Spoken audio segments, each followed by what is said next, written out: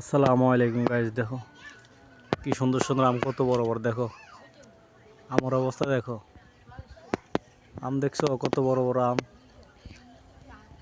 কার কার আছে একটু কমেন্টে জানাইও, হ্যাঁ ওনারা একটু জানাইও। হ্যাঁ দেখছো, এই দেখো এই দেখো।